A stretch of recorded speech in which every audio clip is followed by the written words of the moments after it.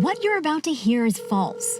Mail-in voting sounds great, but did you know that if you vote by mail, your personal information will be part of a public database that will be used by police departments to track down old warrants?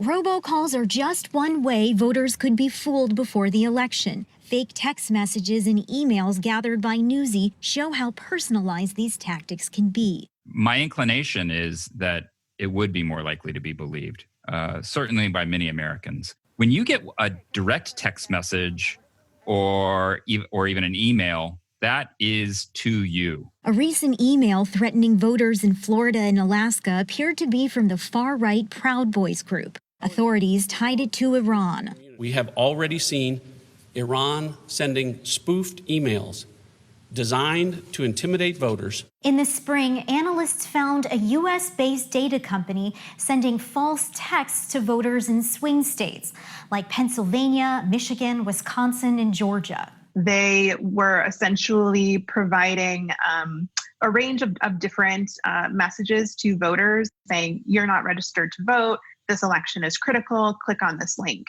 In Oklahoma, the state election board tells us a text message is under investigation. It falsely claimed a voter's polling location had changed. This kind of activity for the bad actors that do it is cheap. The examples go on.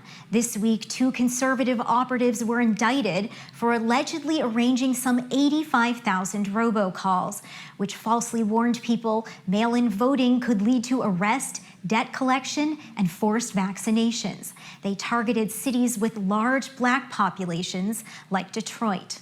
Some disinformation experts say the fake emails and texts started during the Black Lives Matter protests. More false information will come after voters cast their ballots. It's going to be a lot of stories that we've sort of already seen of people saying, I saw this thing. One of the biggest problem areas is going to be in what comes out about the election results, how ballots were actually counted, who's in the lead. Authorities say they're on top of the threats. And we're not letting our guard down. Still, experts worry these vehicles for false information pose new challenges. Text messaging is the official way that states communicate with individuals in the case of emergencies. Those channels can be corrupted in a lot of different ways. In Washington, Sasha Ingber, Newsy.